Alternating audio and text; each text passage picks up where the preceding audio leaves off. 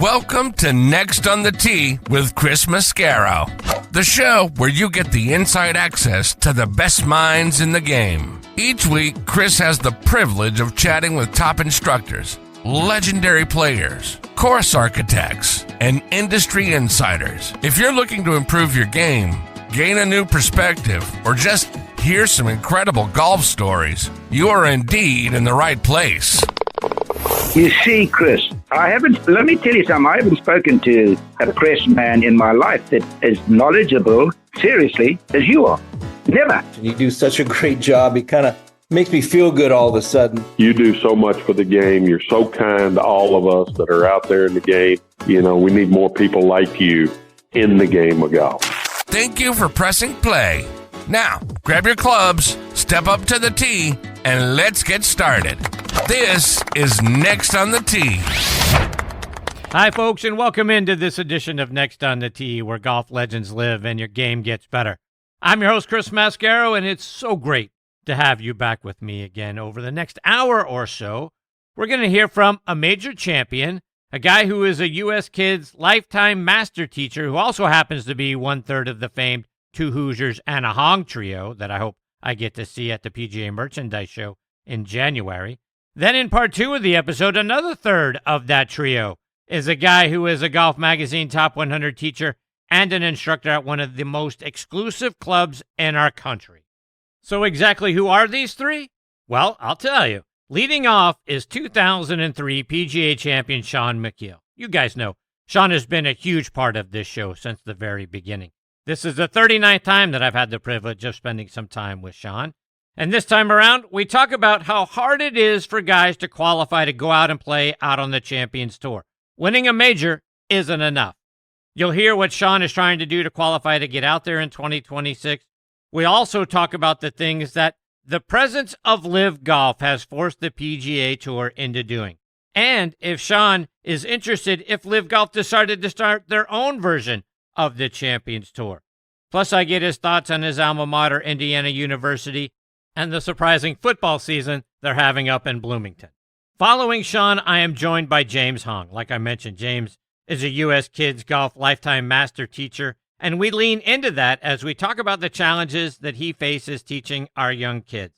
In an Insta-gratification world, what are the challenges that he faces, plus the challenges with the expectations of both the kids and the parents? And what if those pair of expectations don't align? You'll hear about that from James.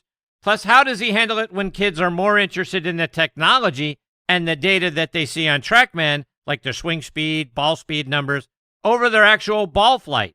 It can be a video game world out there, particularly for our junior players, so you'll hear all about that from James, who is fantastic, by the way. You're really going to enjoy him. Then be sure to come back for part two of this week's show, when another third of Two Hoosiers and a Hong joins me, this time one of the Hoosiers, obviously, Scott Monroe. I've always heard Scott referred to as Money Monroe. You'll hear how he got his other nickname, 99. Thank you, Jeff Smith. Scott has been a teaching professional at the Nantucket Golf Club for many years. Nantucket is a very exclusive club. It's where Jack Welch was a member. Bill Belichick is a member. Our good friend Reese Jones designed the course. So Scott gives us an inside-the-gates look at that golf course. It looks fantastic. I'd love an opportunity to play there, but at least we get a look at it through Scott's eyes. Scott also talks to us about how he teaches his junior players backwards, just like Eva Rogers talked about a few months ago. He starts with his kids out on the putting green and then gradually works them back to the tee.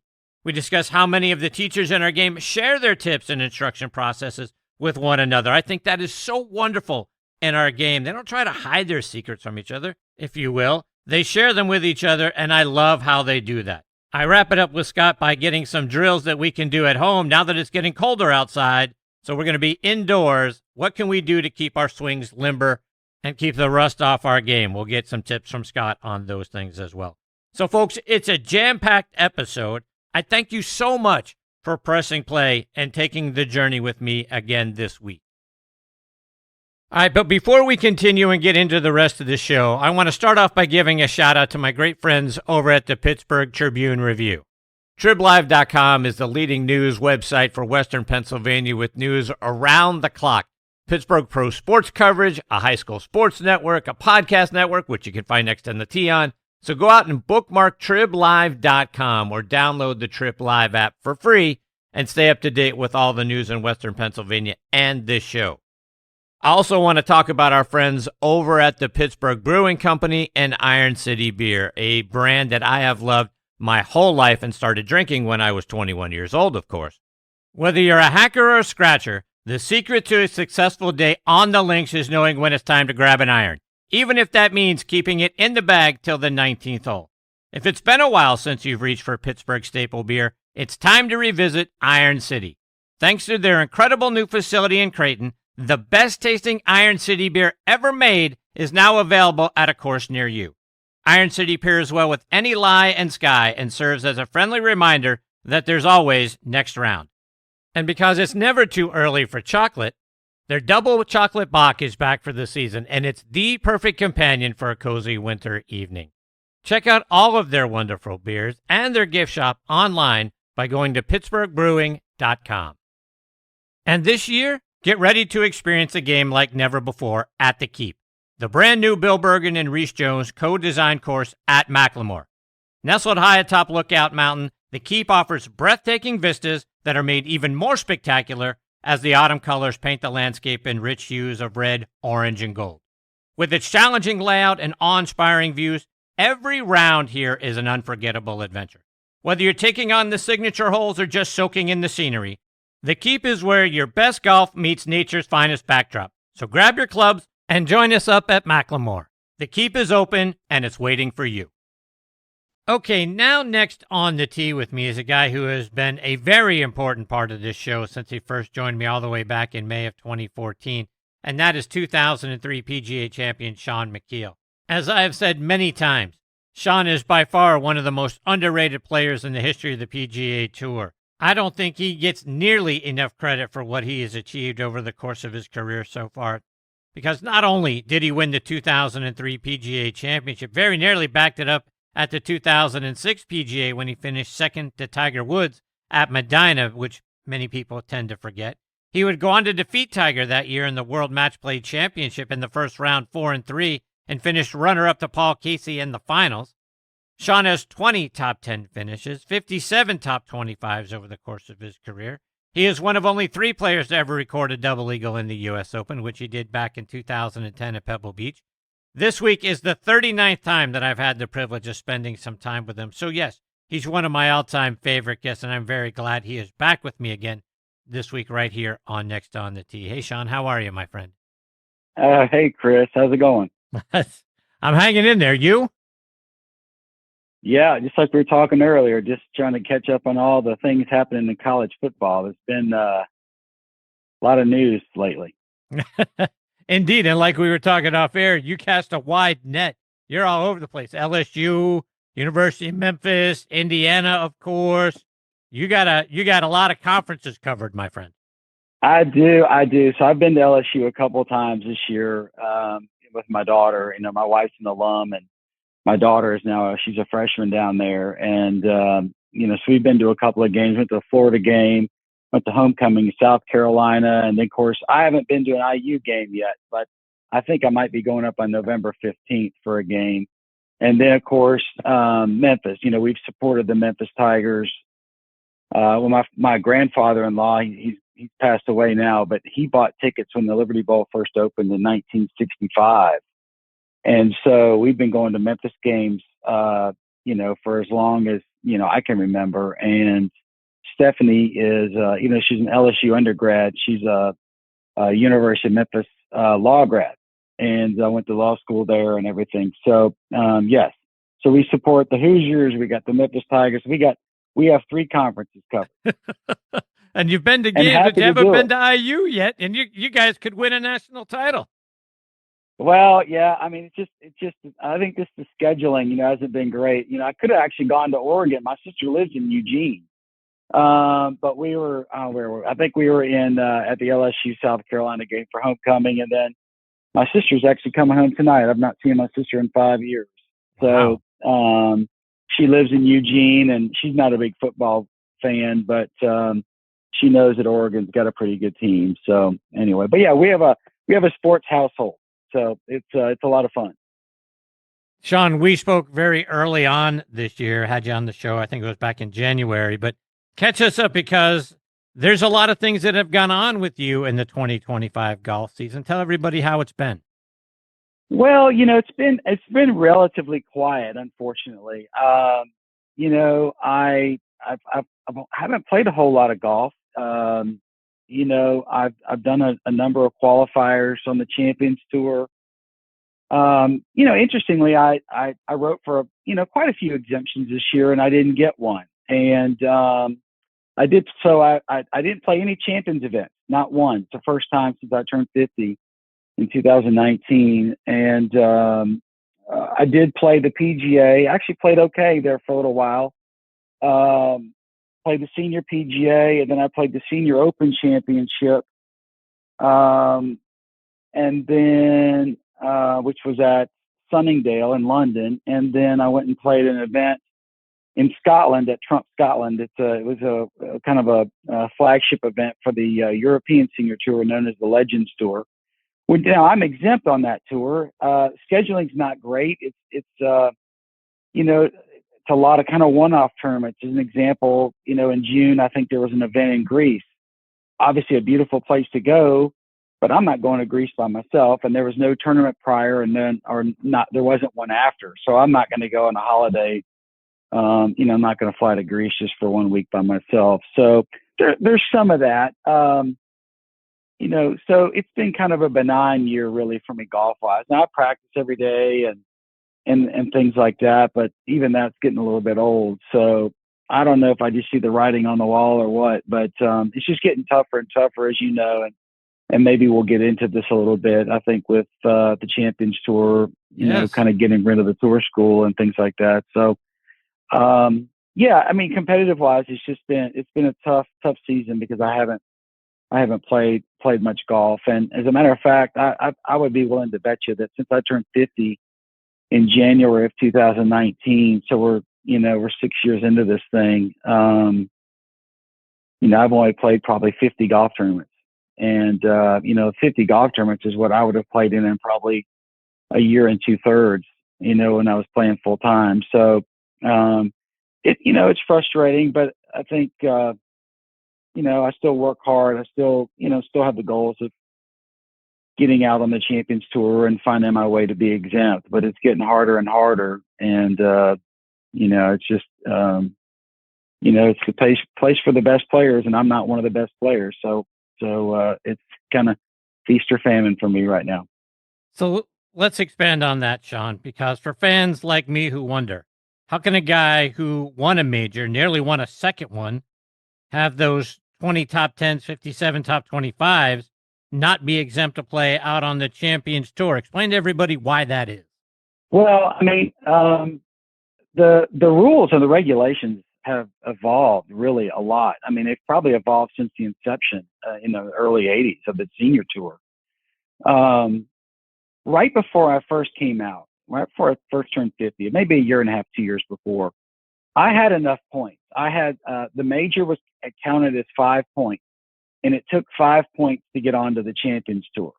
Well, somewhere in 17 or 18, I think it was 17, they changed the rules and basically only gave me 3 points for a major instead of 5. And then they added a category to where you had to win two times. And I'll just speak of like Todd Hamilton or Rich Beam, although I don't think Rich used his because he's got such a good gig going with Sky. But I'll just use Todd Hamilton. So when he came out, he didn't have enough career money. Matter of fact, I don't think he has even close to the career money that I have. But he won 2 events in 2004. He won the Honda Classic, and then that same year he won at Troon. So he won the Open Championship at Troon that year. I think everybody remembers, he beat Ernie Els in the playoff, and he used that hybrid. I mean, but they changed the rules. Now they're basically going off of career money, which now it takes $21 million to get on. The money has changed so much that, and I haven't been exempt since the end of 2011. So I haven't earned a lot of money, that would have accumulated enough to get me to be exempt. I don't have enough wins. I only have 1, even though it's a major. And my argument has always been to them is like, okay, if you don't find me, eligible to be exempt for, say the whole Champions Tour, fine. But I would think that I should be exempt for the major championships. That's just not the case. And there's a lot of changes going on the tour. I spoke to someone 3 weeks ago that I've known for a long, long time. He's a rules official, and there's about 73 people at the PGA Tour. There probably could be more that are taking a buyout from the tour, and they're basically retiring. Brian's one of them, and it's just I don't know why they're doing it. But anyway, it's just getting harder and harder. The new people that have come in. I'm speaking of this new sports group and Brian Rolap. They want to see a return on their investment. So it's really kind of a long story, but ultimately the Champions Tour does fall under the PGA Tour umbrella. As far as I'm concerned, I've written to a few players, talked to a few players on the advisory council, and guys ask me. I think I mentioned this to you last time. Ernie Els was the first person to ask me. Bernard Langer was the second, and Vijay Singh was the third. And they've all asked me this question in 3 months. They said, "Shaun, why don't we see you out here?" And of course, it's pretty obvious, that I didn't have the career that they had, so I'm not exempt. I mean, it's just I've already spoken enough as it is. I've kind of gone on and on about this, and essentially, and really, the bottom line is that I don't fit within. I have a category, but it's not a category that gets me in the golf tournaments. Every week I'm 25th alternate, 28th alternate. As a matter of fact, I think I'm closer to getting into the RSM, which is the PGA Tour event, than I was the last full field champions event. So wow. that tells you something. Yeah. Yeah. Now I may not now. At one point I was 25th alternate for RSM, and I was 31st alternate for the tournament in Cary, the SAS tournament. But so I was 5 people ahead of the tour event than I was the champions event. So it's a head scratcher. Yes, it but is. The bottom line is, there's only so much room. If you had a field of 156, there's going to be somebody at 157, kind of howling and screaming as to why they're not exempt. So I think for me, it's just a little bit frustrating that I don't get more opportunities either in some of the special events or just the major championships. I've done enough. I won once, played over 400 events, made well over 200 and something cuts. And I know it's not about that. I think people look at, the Champions Tour as being champions. Well, there are several players on that tour that never won on the PGA Tour. So, but they've done well on the Champions Tour. So that's just the way it is. But I'll say this one thing too, as I continue to run on. The interesting thing about the Champions Tour is it's so hard to get on. But if you're one of those players that's had an unbelievable PGA Tour career and then has had a relatively good Champions Tour career, and you've got $30-40 million, you can never be non-exempt. You're going to be exempt. If you shot 75 every day and finished 30th or 40th every week, you can never fall out. The only way that a player like that would fall out is if they get what we call the letter. And that is if you don't finish within 4 of the stroke average for the year, you get the letter that says, "I'm sorry, you're no longer competitive and you don't get to play anymore." And so there have been several players have gotten that. Ben Crenshaw, Tom Kite. There have been a few guys that have gotten that letter just to kind of as their career, they tried to play and just weren't playing well. And so that's the only way some of these players would become non-exempt. So in one sense, they want it to be all about competition, but in the other sense, it's not really about competition because there are players that will never fall out unless they get that letter. Mm-hmm. So, it is what it is. And there's a lot more people like me than there are the people that get to play. But at the end of the day, you better play well. And if you don't play well enough, you don't get to play. And that's exactly where I sit. That's just the easiest way to say it. So since you effectively have nowhere to turn outside of trying to Monday qualify for one of the very few spots, 2 or 3 spots, I think, on a Champions Tour event, mm-hmm. if LIV were to decide to create a Champions Tour of their own. Would you consider that? I absolutely would. And it's funny that you said that, because 2 years ago I was at the Masters, and I go every year as an honorary invitee, and I actually took my son, and I was sitting there and I was talking to Steve Loy, who I've known since college. He was the coach at Arizona State, and he's obviously Phil Mickelson's agent. And I said, it'd be nice if Liv would start a Champions Tour. I was just joking, and they kind of gave me a wry smile, and that was about it. But that was about all it went to. And there are rumors going around that there have been some discussions with some players, although I was told that I won't say the word, BS is the word that I heard from a phone call that I had with someone.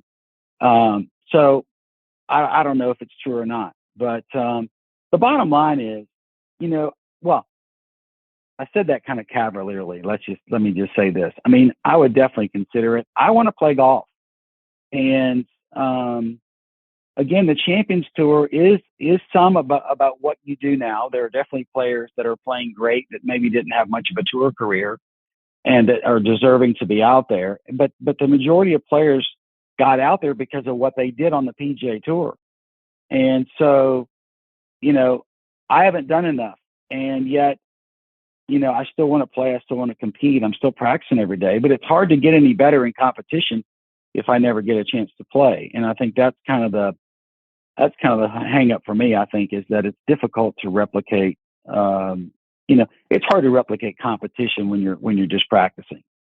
So, anyway, as I said, there are just a lot more players on the outside looking in, and but if Europe had a little bit better schedule, like 2 or 3 weeks in a row, I might consider playing a lot more of there, which I might do next year. They have a lot of things that they're working their way through too, and it's kind of hard to get on an airplane and fly to Greece, like I said, for 1 week. To then turn around and come back. And, Stephanie, my wife, she's like, you just have to invest in yourself, if you're going to play tournaments. And I said, you're right. I know I invested in myself when I was a young kid. I hopped on a plane, went to South Africa, I went to Asia, played the mini tours. I did all of that stuff. So I'm not sure that I want to spend $5,000 or $6,000 to go to, Greece. And I keep using that event just because I know that it's one of the ones that's a one-off. If I, spend $5,000 or $6,000, if I don't make my money back, plus there's an automatic 20 to 24% withholding tax. I don't think people understand. So I can promise you this: this is not a woe is me conversation. I'm just kind of letting you and your listeners understand kind of where people are, in at my age and where they are. And we all understand that you got to play well. If you win, and if you do what Jim Colbert said in a player meeting in the late 80s, play better. There's no doubt that is that. I mean, everybody, no matter what you do your job better. I mean, just do the best you can. Sometimes, your best isn't good enough in golf. And so those are just hard lessons that I'll have to live with. If I can't find myself to be exempt, I don't have anyone else to blame, but there are places that I can play. And I think that's probably what I'm going to have to do next year. I'm not saying I'm giving up on this Champions Tour kind of dream, if you will, but I need to play golf, and me talking about it and complaining about it doesn't solve any problems for me. It just creates more, than I need. So, and there's just been a lot of things happen off the course too, a lot of personal things, that I've had in my life that I'm just not over. I'm not sure I ever will be over. So some days are, I think I alluded to this last time, about what happened in my family, and right. That has taken a serious toll on me. I mean, there were a lot of days I didn't want to do anything. It was just difficult to kind of get my day going. I think if people understood exactly what it was, I think they would be as upset and kind of unspirited about life at times. And but again, you just gotta move on. I mean, this life is ticking away at 56. I mean, it's like the days are flying by. So I just I got to get my stuff together and get in some tournaments and earn my way back. I mean, that's the bottom line. I know another great friend of the show, Clark Dennis, plays a lot over on that Legends Tour over in Europe, and I quickly took a look at the upcoming schedule. They've got 4 tournaments between November 7th and December 7th, so it looks like they've got some things going on there back to back. They haven't released their 2026 schedule. Is that something you do plan to take a look at once that 26 schedule comes out, and if they can have something that are more consistent every week or every other week, something along those lines that you would consider going over and playing a little bit more over there since you are exempt on that tour? Absolutely. So there's an event coming up in Spain, on the east coast of Spain. Again, it's a one-off, and then you've got Cambodia, you've got Vietnam, and you've got Mauritius, all 3 kind of back to back. And, obviously difficult places to get to, lots of, kind of travel to get over there. I mean, not that the Europeans have it any easier. I mean, coming from London to Vietnam and Cambodia is a long way. So, those are things that I'll have to definitely think about. I think with my daughter being in college, I've definitely enjoyed kind of her last part of high school, definitely her getting her moved in. There were a lot of things that I really wanted to do because I missed so much of the things that they were doing as young children. And, so some of this golf, I'm making it sound like I can't get in and blah, blah, blah. And some of these things I've chosen to do. And so, but next year, I think I definitely will look to play more. I know, there's an event that I play in every year in April that's in Barbados. Actually, the Senior PGA Championship is going to be in April next year. So that's something that's changing. But yes, Clark and I are good friends. I've met a lot of the players on that Legends Tour over there. I've grown up with. I played some on the tour, some in Asia, some on the European tour. So I know all of them. It's just a matter of kind of finding a place where there's a couple, 2-3 weeks in a row where I can go over there and, without just flying over for 1 week, battling the jet lag, and then turn around and come right back. Mm-hmm. It's not like I'm just traveling from, Tennessee to Florida. I mean, it's quite an ordeal to kind of get over there, but I've done that my whole life. I don't mind airplanes. I don't mind the long travel. But the return on investment needs to be there as well. For sure. All right, so let's talk about some happy memories because you have been witness to some other legendary players and their history. I want to go back to the 2004 Masters. You finished tied for 22nd, I believe, that week, but it was also Mr. Palmer's final Masters appearance. Do you remember the King and what it was like to be around Mr. Palmer and be on the golf course as he finished up his Masters career? Well, I do remember because I was playing with Colin Montgomery and Jay Haas, my first Masters, and they were complaining that it took us 6 hours to play. It was cool though for me. I didn't care, and I really don't care if it takes 6 hours really either. I like being out there. And weren't you in the group behind him actually? I was right behind him. Yes. And he got a standing ovation on every tee box and every green, and it was quite something to behold, really. It's been so long ago now, but yeah, it was really cool to see that. I never really got to know him very well. I had done a couple of outings where I was around him and he was telling stories and things like that, but I didn't really know him that well, like some of the other guys, like, Billy Andrade and, Dickie Pride. I mean, a lot of these guys that are from Orlando and that hung out at Bay Hill really got to know him very well. But, yeah, it was, to play behind him in that and, to play with Seve in his last Open championship. I mean, yeah, so there were some pretty cool things that I've been kind of part of and been around in this great game. And sometimes, your own game takes a back seat to acknowledging just the greatness of golf history. And, those are memories that stick with me as much as some of the good things I did. Speaking of some of the good things that you did, I want to touch on one of the tournaments, speaking of international golf, that you won back in 1998, and that was at the Singapore Open.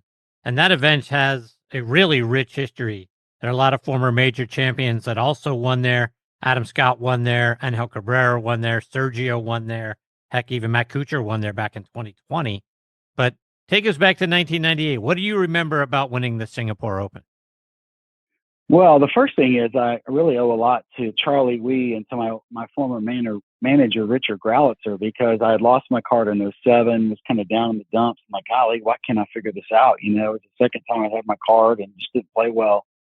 And both Richard and Charlie convinced me to give Asia a shot. So I flew all the way over to Kuala Lumpur. Actually was in this place called Johor Bahru, and had to do 2 qualifying sites. Even though I played the tour, they're like, well, you know, you still need to go to 2. So I played well enough to compete, was playing in some really unusual countries, but was playing well. At the end of the year, I finished 3rd on the order of merit. And, you know, Singapore was in August, hot, fun course to play. I played great. I think I was 16 under.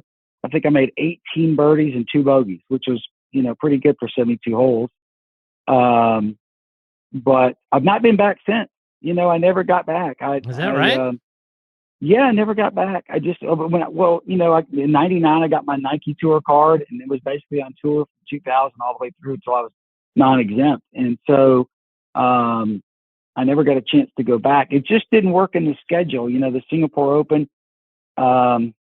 you know, it was kind of different dates and would move around a little bit and everything. So I've never been back, but I definitely would like to go back. But it was a huge part of me, you know, getting back through tour school that year and at least getting my Nike Tour card, where then I finished 9th on the order of merit in the Nike Tour and then got my tour card that way. So, you know, my travels to Asia were incredible. Some of the greatest memories of golf. It's kind of where, you know, people talk to me as like a journeyman pro. And, you know, I look at that as really an incredible time of my life, really almost a badge of honor, I think, to be able to compete and play in some of those events. So it was a tremendous asset for me to play over there. And you know, I played well and I look kind of goofy in that hat, but that they put on me, the white Ericsson Singapore Open hat. But I think, I can't remember if I made $80,000 or $90,000. One of those. It was at that time was, you know, the biggest check I'd ever made. So it kind of set me on a path to good things. Shaun, before I let you go, remind our listeners how they can stay up to date with you, all the great things you're out there doing, hopefully getting out onto the Champions Tour more in 2026 or going over on the Legends Tour and playing. How can we stay up to date with you online or on social media? Yeah, you can find me at my Twitter page. I still call it Twitter. Probably should call it X. Is, you know, Shaun Micheel PGA, and I'm on Instagram and Facebook every once in a while. But you know, that's where you can find me. You know, I interact with people. Got a conversation with somebody the other day about something. So you know, I'm always open to talk and, you know, all that type of stuff. So you can find me there.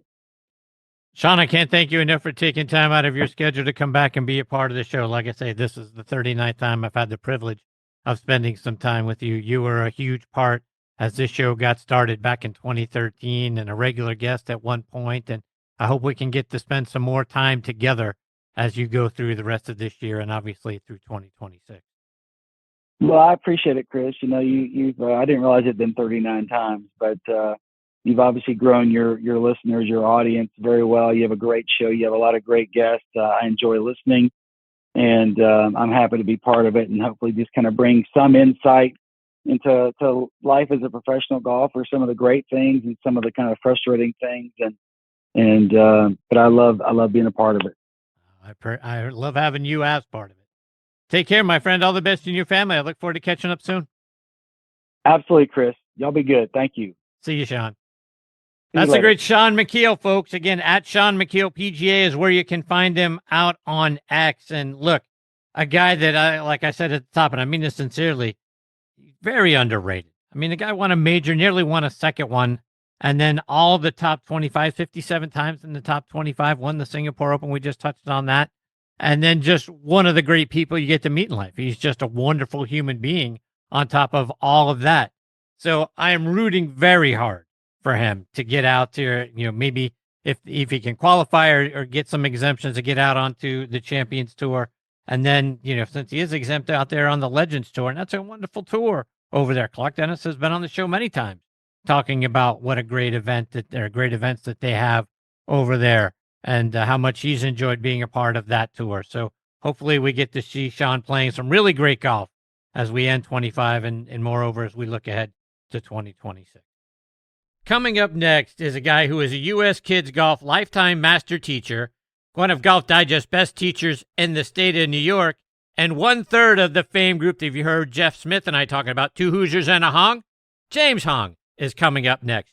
Before I bring him into the show, though, I want to remind you about our friends over at On Point Golf and their out-of-this-world On Point Golf Ball Marker. And if you don't have one, folks, you really need to go check it out at onpointgolf.us. Get the #1 ball marker in the game of golf. On Point is the only 3-dimensional ball marker out there with alignment technology and a removable coin that is approved to use according to the rules of golf. As you know, putting is all about line and pace. Mark your ball with On Point, engage with your 3-dimensional ball marker, and have more confidence in your line, execute the putt, and you're going to lower your scores. Do what the likes of Jim Furyk, PGA professionals, and amateurs alike are doing now. They use the #1 ball marker in golf and they lower their scores. You know Ken Duke and Thongchai JD. They won for the first time on the PGA Tour in 2023 and they were using an On Point ball marker. Get yours at onpointgolf.us and make more putts. And oh, by the way, you can also customize the removable coin for any club, event, or corporate outing. They make really great tee gifts and custom products. That's also going to help lower your score. I use On Point ball markers. Mine is black and gold, 3D black golf ball with a gold line down the middle to help me line up my putts. It's like having a 15th club in my bag. It's helped my game. Why wouldn't you let it help yours? Again, onpointgolf.us. See what I'm talking about. Order yours today. I also want to remind you about our wonderful friends over at Squares Golf. So Nick here. What if there was a golf shoe embraced by hundreds of thousands of golfers, celebrated for its stability, comfort and distance? What if this shoe earned the title of most technologically advanced golf shoe by Sports Illustrated? And what if the company behind that shoe spent the last year perfecting a brand new category of golf footwear? Well, the what if is here. Introducing the all-new Pro S2 LT by Squares, a new class all of its own, the perfect blend of lightweight comfort and stable performance. You'll notice the difference. Change your shoes, change your game. Squares. Also, a warm welcome to the Next on the Tee family, to our new friends over at Sunday Swagger. Look, folks, if you're tired of boring golf clothes, Sunday Swagger is changing the game with their boldest collaboration yet. Officially licensed Guinness apparel that brings iconic style to the golf course. Their premium polos, button-ups, and quarter zips feature 4-way stretch and moisture-wicking fabric that moves with you. Whether you're crushing drives or raising a pint at the 19th hole, their fall collection blends Guinness's legendary heritage with Sunday Swagger's eye-catching designs, plus accessories like head covers, towels, and even custom beer sleeves to keep your beverages chilled while you're out on the golf course.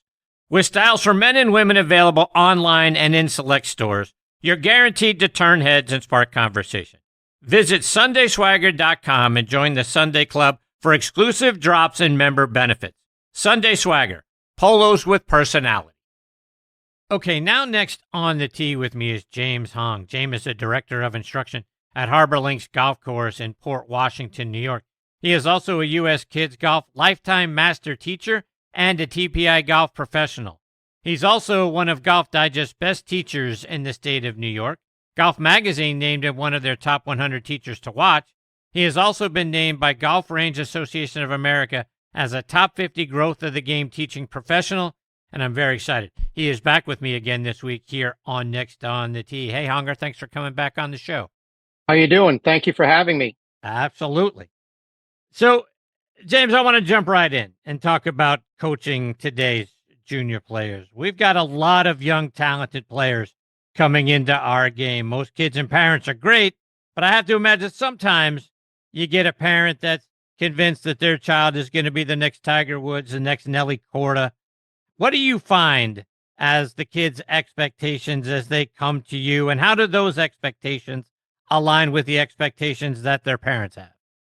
Yeah, I think more and more in this Instagram, TikTok age, you start to see that, everyone wants instant gratification. They're not willing to understand that there are stages to go through. It's I was just talking to someone today about it. It's kind of like you're in third grade and all of a sudden you want to be in grad school in 5 minutes. And people are looking for shortcuts. And a great example is, I see some of these forums on social media for parents. They're like, they're trying to find out how to get their kids to hit the ball further, which is understandable. I get it. But when your child is 7 years old and you're wondering if the TaylorMade or Callaway driver is better for them, it's like you're kind of looking at some fantasy there, right there. Yeah, so let's expand on that, right? Because you were telling me that along those lines that sometimes you've got kids showing up with adult-sized drivers. I mean, is that because they're so long? I mean, they're probably taller than the kid. I mean, at the end of the day, is that because parents don't know any better? They don't know that they need junior clubs or to get those cut down? Is that because, hey, he's got a longer driver, he'll hit it further? Why would a parent have a child show up with a driver bigger than they are? Yeah, and and one point that I try to get across, it's like I don't mean to make it sound like the parents are evil. They're trying to do the best for their child. I mean, the most important thing in any parent's world are their kids, and so they're just looking out for the best. And it's basically just trying to educate them on how to do that better. And so it's like you said, these kids are showing up with adult drivers that are as big as them, if not bigger. And in those situations, when I tell parents about this, they're like, "Oh, we thought he or she will just grow into it." It's like, well, you don't grow into them; you grow out of them, and it's not like getting a T-shirt or something like or a pair of sneakers. And so sometimes what I'll do is I'll just grab a flag stick with the flag still on it, and I give it to a parent, and I say, "How about you swing that and see what it feels like?" And they go, "Wow, that's really difficult." I said, "That's exactly what your kid's about to feel with that driver. It feels the same way." And the same thing with when they say, "Well, can I cut them down?" And it's like, well, you've already bought your 8-year-old child a regular flex driver, or a hand-me-down regular flex driver. You cut it down, that thing's going to be like a quadruple X shaft. It's I always bring up the example of if you're in a Chinese restaurant, you took the chopsticks and started breaking them in half. At some point, you get to a point where you can't break that piece in half anymore because it feels too stiff. Now, the wood didn't get stiffer. It's just it gets to a point where you can't do it, and that's what's happening if you cut down a shaft too much for a child. James, as you alluded to a moment ago, everything today is about getting more swing speed and distance. When I was a kid, the focus was on hitting it straight and then far. Now what I hear is the opposite: hit it far and we'll work on straight, which I don't understand because, as the great Harvey Penick used to say, the woods are full of long drivers. Is one of those methods wrong? Are they both half right? How do you approach the swing speed and distance epidemic? Yeah, and again, educating both the student and the parent is that you're trying to gain more speed, but it's not so much if like whatever you're swinging when you swing as fast as you can. That's not your game speed. What you're trying to do, it's a difference between training physically versus playing. When you're working on speed, it's that your body handles that speed. Can it handle that? And if it can't, then don't do it. So if you're like an older child, let's say a 16-year-old can swing at 125 miles per hour. God, oh my goodness. It's that doesn't mean they're swinging at 125 miles per hour at an AJGA event or whatever they're playing at. They're probably swinging more like 106, but it's comfortable for them. So you're just getting used to it. But again, going back to speed training, you're really, if you're thinking that's the be all end all, you're really, like you said, learning how to not be able to control the ball, but also you're risking a lot of serious injury, either immediate injury or down the road.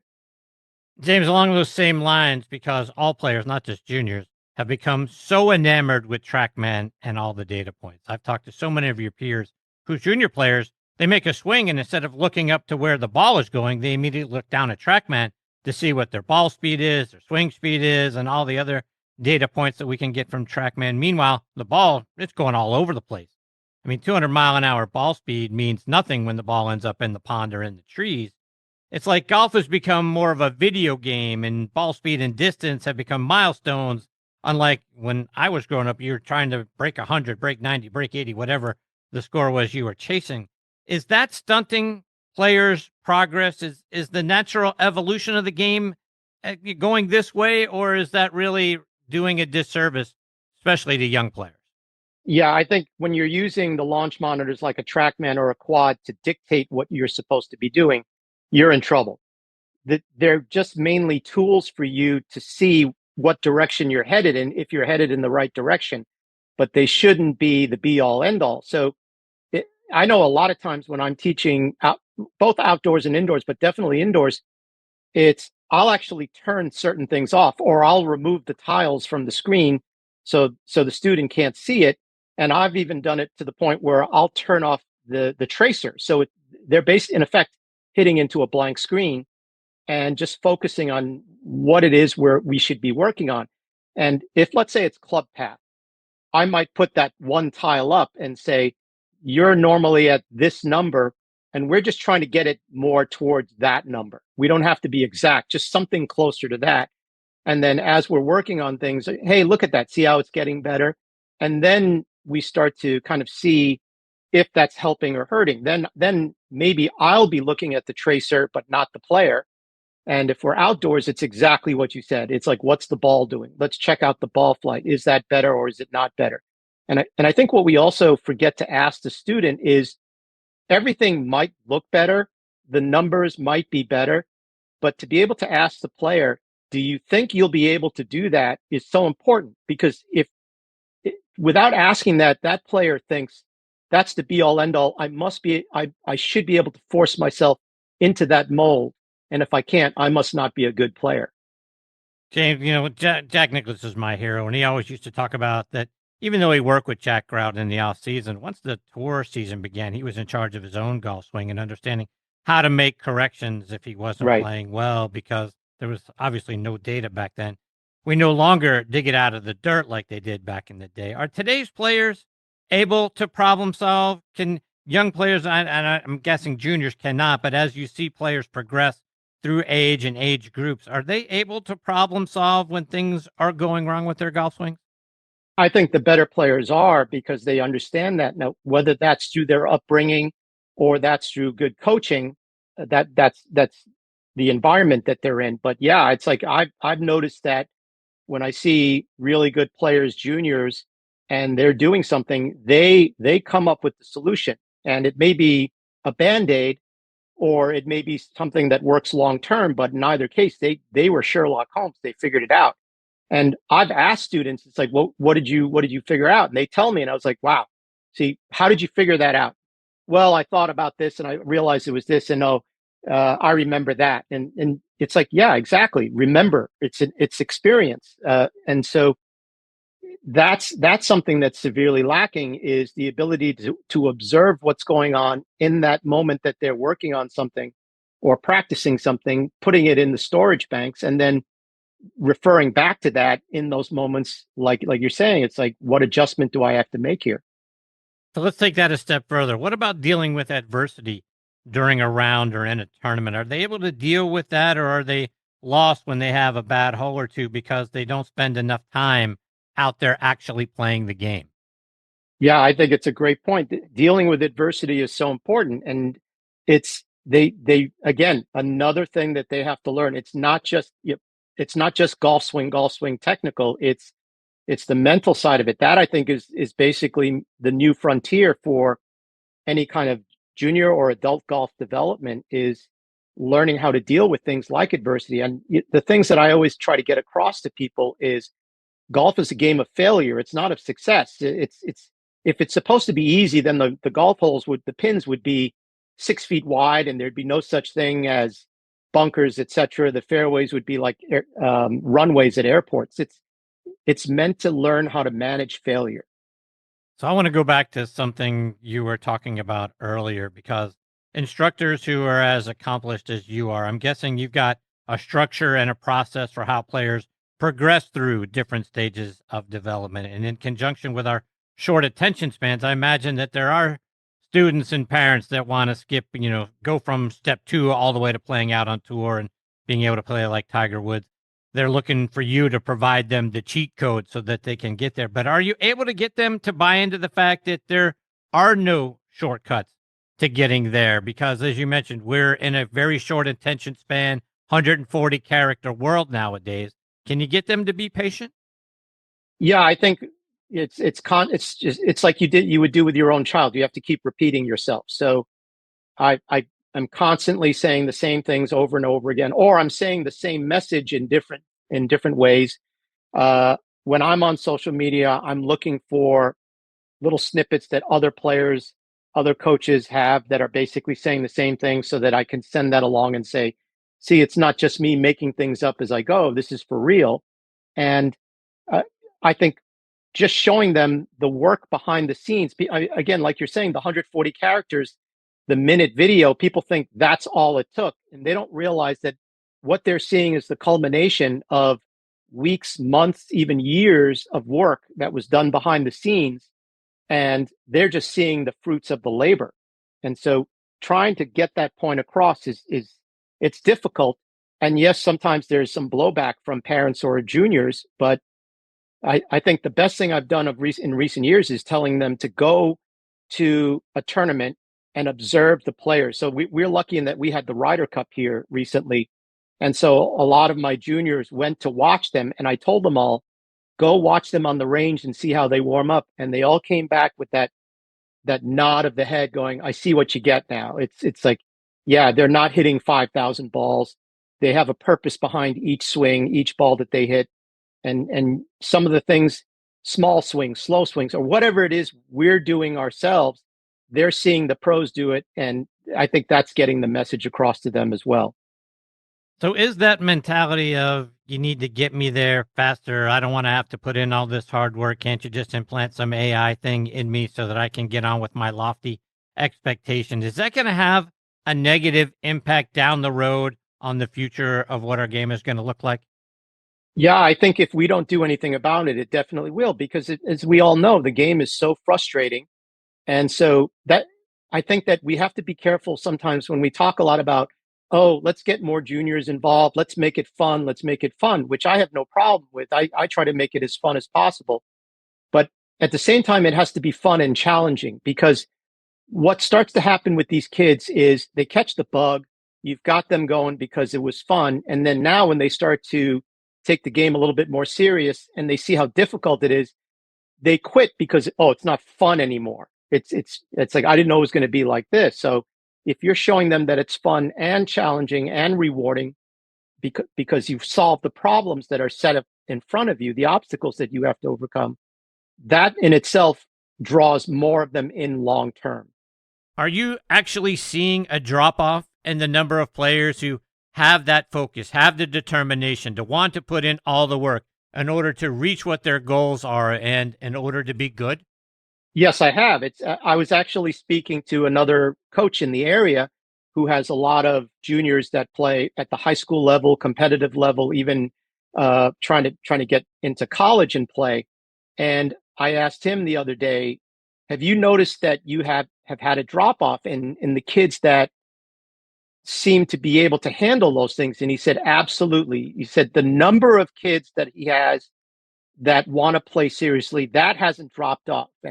And I haven't seen a drop off there either. It's the kids that you can see that are willing to learn these things or to understand these things, to take the extra step. That group has dropped off. So what ends up happening is they reach a certain level and they can't get beyond that just simply, but that doesn't mean they're not good enough. It just means they're not willing to do that extra work or to take those extra steps. And I'm not talking about hit more balls. I'm talking about, like you said, play a little bit more, understand what it takes, problem solving, and accepting the results, accepting what you're seeing, the adversity, and learning how to handle that and learning from it. James, switching gears just slightly to the rest of us, as we get deeper into fall, winter's right around the corner, you've got some wonderful practicing tips for in the house, whether it's in the basement, the garage, or the hallway. where you've set up some paper plates inside and a pool noodle outside to help us learn how to land a chip at different distances. Do you mind resharing that tip with everybody? Yeah. So those kind of things for chipping, it's learning how to control where the ball lands. And a lot of it too is the softness of impact. What I see with a lot of players, both adults and juniors, is we stab at the ball and people are afraid of hitting it too far, or they scull it over the green or something. And sometimes also what happens is when I show someone a target like a pin, I ask them, where do you want this ball to land when you hit this chip or pitch shot? And so many people say right by the hole. And it's like, okay, well, what do you think is going to happen to the ball once it lands on the green? And there's this kind of moment of, oh, I didn't think about that. Oh, I don't know. It's like, well, now you know why your ball keeps rolling off the back of the green or rolling to the back of the green, because it's like you're landing the ball at the hole. And so working on that, and then they start to talk about how, oh my goodness, that's so soft. I don't know if I can hit it that soft. Well, let's work on that. And that kind of again, those are the steps that I'm talking about, the problem solving. And it takes a few minutes, but once they get it, they're like, wow, that's pretty cool. I know I can do it now. But that seems to be that 5-minute step that a lot of juniors don't want to take because they think, quote unquote, that's so hard to do. And it's like, well, it took you all of 6 balls or 6 swings. So what's so hard about that? But again, it's that instant gratification. What's the app that solves the problem? Yeah.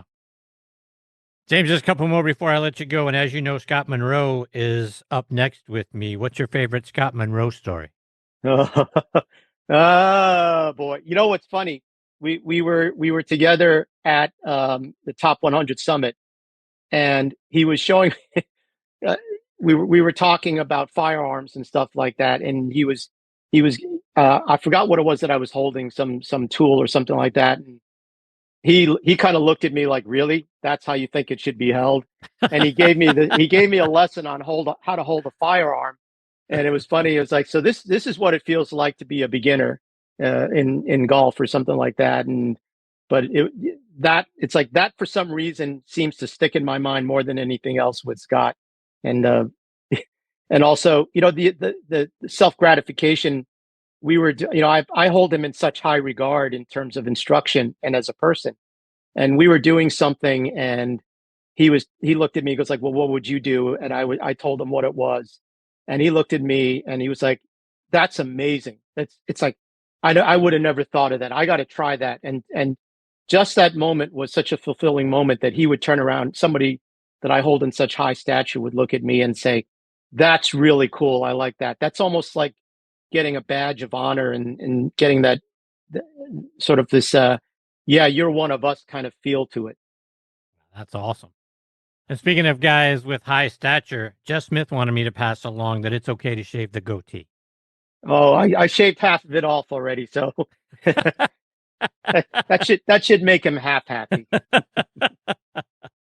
James, before I let you go, remind our listeners how they can stay up to date with you and the great things that you're out there doing, whether they're doing it online or they're doing it over social media. Sure. On social media, whether it's Facebook, X, or Instagram, it's at James Hong Golf, and you could see everything there. And yeah, I mean, and all my contact information would also be on my social media. So it's easy to get in touch with me or see some of the stuff that I do right there.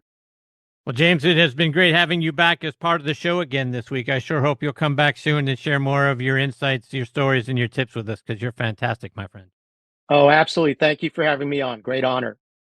Take care, James. All the best to you and your family. We'll catch up soon. You too. Take care. You too. That's a great James Hong, folks. A great guy. Be sure to give him a follow all over social media, Instagram, X, Facebook, at James Hong Golf, like he mentioned. Also, be sure to check him out at Harbor Links on their website, which is just very simply harborlinks.com/instructors. But a few years ago, Jeff Smith said to me, look, you got to have Honger on the show. One of the most talented guys that you're going to run across. And I'm sure glad he made that introduction and he made that suggestion, because as you heard through the course of the conversation, You want to find a guy that is going to do the right thing with your junior golfers, with someone that's going to do all of the right things, get him on the path. And also, as you probably took away from, he's not going to oversell this thing, right? He's not going to tell you can get from being a beginning golfer to becoming Tiger Woods or Nelly Korda in a couple of weeks. He's going to shoot straight. He's going to help you get there. He's going to have a plan. And if as a parent or if as a junior golfer, you're willing to stay on that plan and do the work that's involved, you're going to get there because Hunger is just that good. And I can't thank him and Jeff enough for being a part of the show. And like I say, Jeff, for the recommendation. We'll get James back on the show again before too long. All right, my friends, it is time for me to put a bow on part 1 of this week's show. My sincere thanks again to Shaun Micheel and James Hong for joining me. Come back for part 2 now because Golf Magazine Top 100 teacher Scott Monroe and another third of Two Hoosiers and a Hong will join me. And look, Scott is fantastic, right? You don't get to be a Golf Magazine Top 100 teacher on accident. We'll delve into his career. He's a guy that played his college golf down at Georgia Southern. He spends his summers up at Nantucket Golf Club, one of the most exclusive clubs in the country. You'll hear about that. Plus, in the wintertime, you can find him down in Boca Raton, Florida. So we'll get into all of that. We'll get into why his nickname is 99. Love the story. Thank you, Jeff Smith. Plus, a whole lot more with Scott. Again, one of the most incredible teachers in the country. So looking forward to having Scott back as part of the show. Folks, I hope you'll come back and be a part of it as well. I cannot thank each and every one of you enough for being the greatest supporters in the history of podcasts, bar none. I appreciate each and every one of you so very much. Until next time, hit 'em straight, my friends.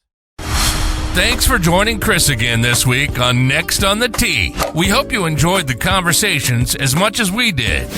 Please share the show with your golf buddies and be sure to follow it on Trib Live or your favorite podcast app so you never miss an episode. Thanks for pressing play and being part of the journey. We'll see you next week, right here, where the best minds in golf share their stories.